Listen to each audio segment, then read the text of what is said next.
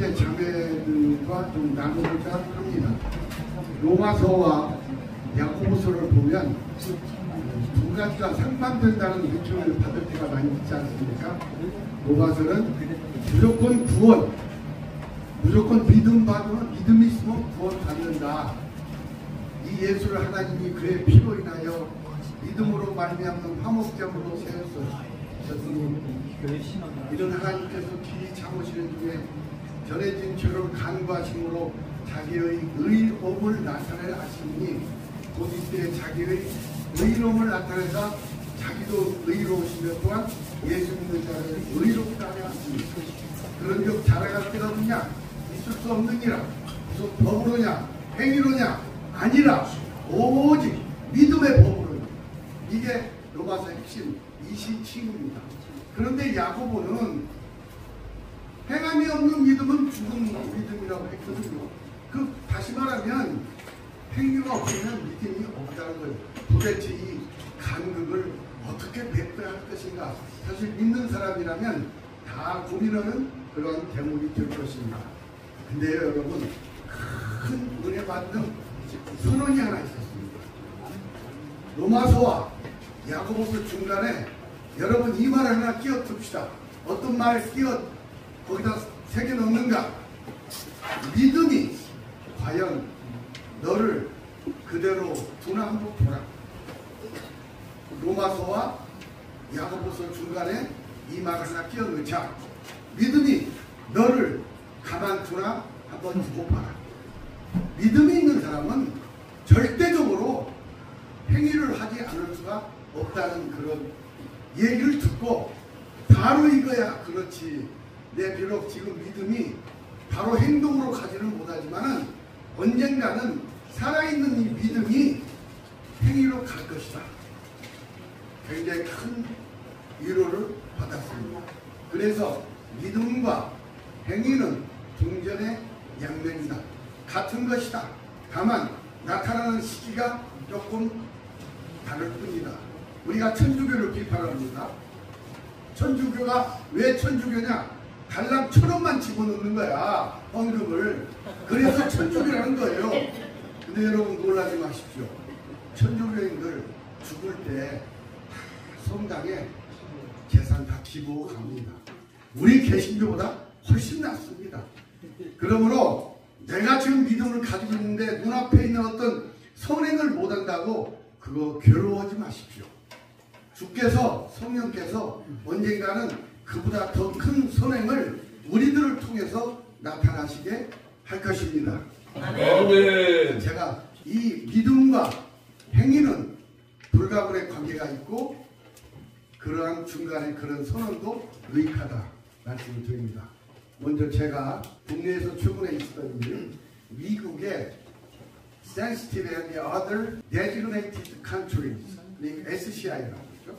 그러니까 민감 국가 지정국, 미국이 대한민국을 민감 국가로 지정했다는 거예요. 그동안 우방이면서도 좋은 관계에 있으면서도 민감 국가라고 지정된 나라는 도대체 이스라엘, 인도, 대만이었습니다. 그런데 우리나라가 민감 국가로 드디어 등록이 됐다는 거예요. 언제? 이것도 놀라운 얘기입니다. 언제일까요? 12.3 계엄 사태가 있을 그중 바이든 시절에 벌써 민감 국가로 등록을 에너지부가 해놓고 4월 5일인가요? 그때부터 정식으로 우리 국가를 대한민국을 그렇게 대해준다는 얘기입니다. 우리 국내 외교부 장관, 우리 그 에너지 담당하는 장관도 어서 빨리 가동을 해서 미국과 대화를 이렇게 이어나가야 될 것입니다. 민감 국가 및 다른 지정 국가 이렇게 나와 있는데 민감 국가는 굉장히 예민해요.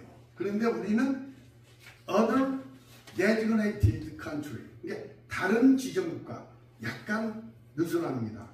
그것이라도 받을 수 있도록 미국과 열심히 대화를 해야 될 것이다. 이 모든 게 미국이 더더군다나 이 시점에서 그걸 터뜨리는 건 왜 그럴까요? 제 생각에 윤석열 대통령을 도와주기 위해서 이 시점에서 그걸 나타나게 하는 것입니다. 점점 각하나 기각 가능성 확률이 높아졌습니다. 옛날에는 10몇 프로 였는데 올라 하다가 30% 40% 됐다가 제가 보기에는 절반이 넘어선 것 같았대요.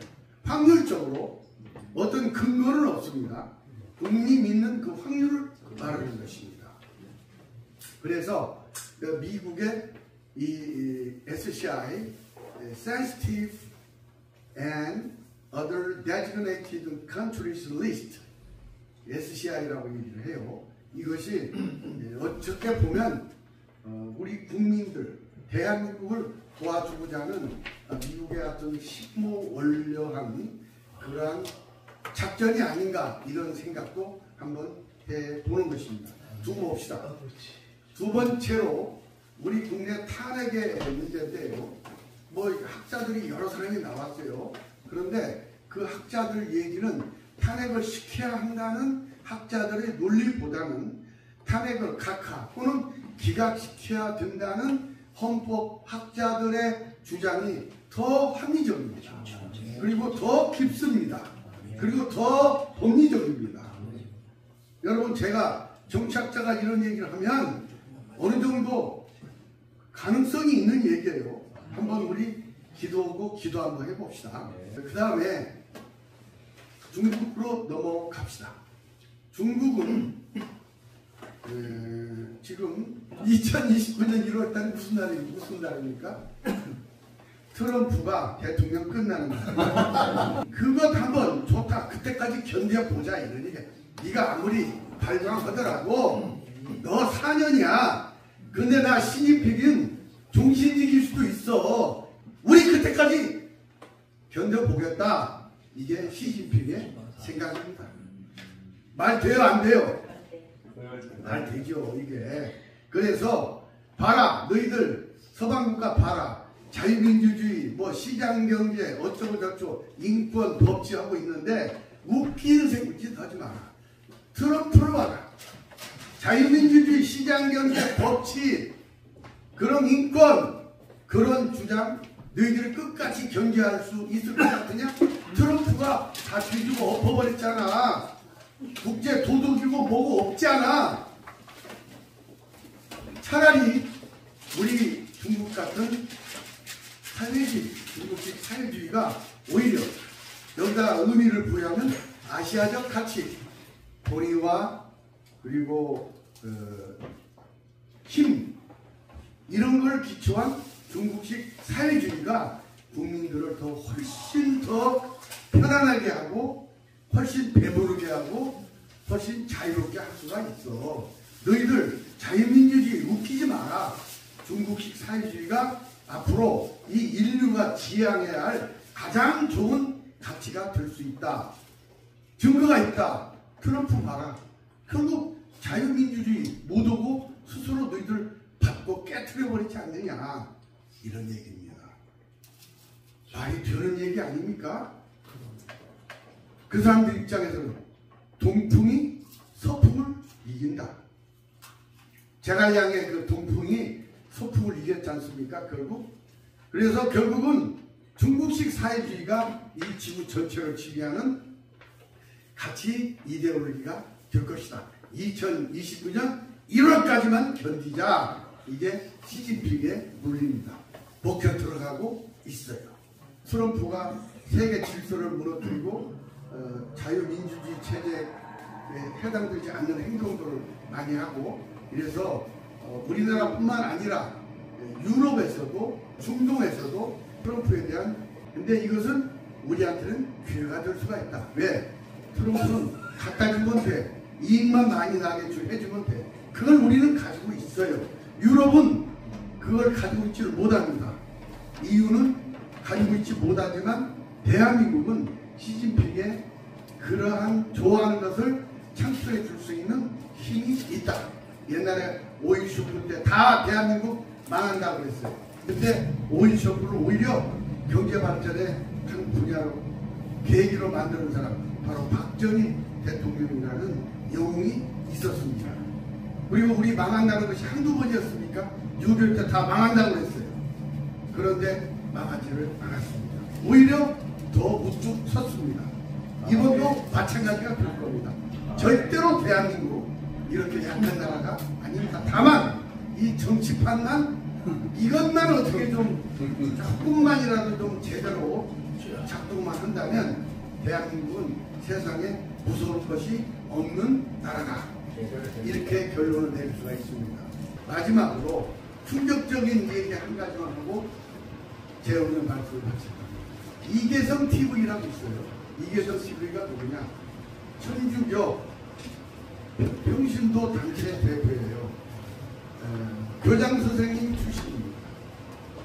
이분이 유튜브에 나와서 항상 이분은 뭐 신부들을 그렇게 비판하시는 분인데 최근에 무서운 일이 하나 있잖아요.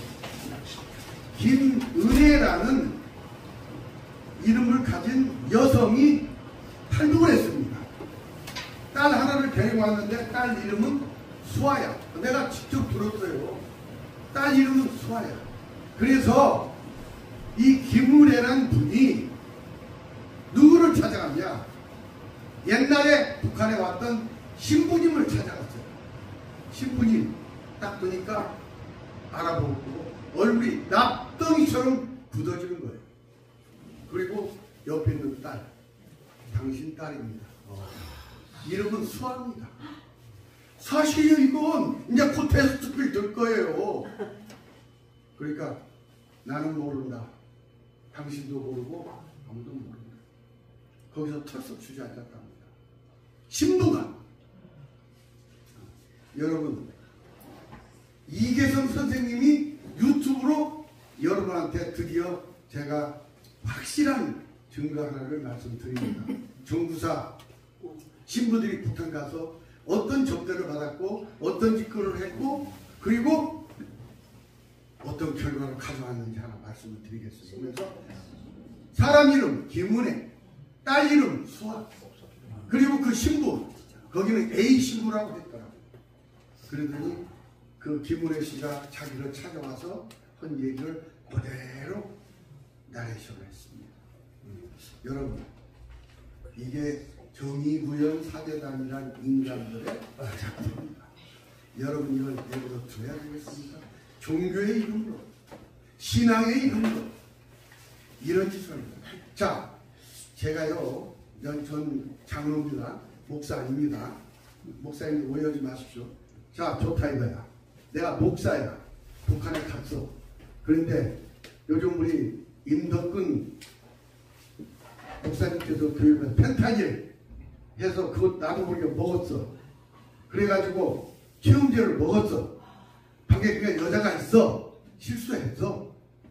그런데 그 여자가 임신했는지 언제 모르고 내려왔어.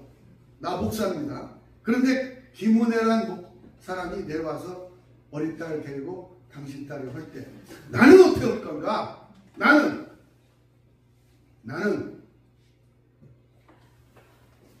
고맙다. 내 딸.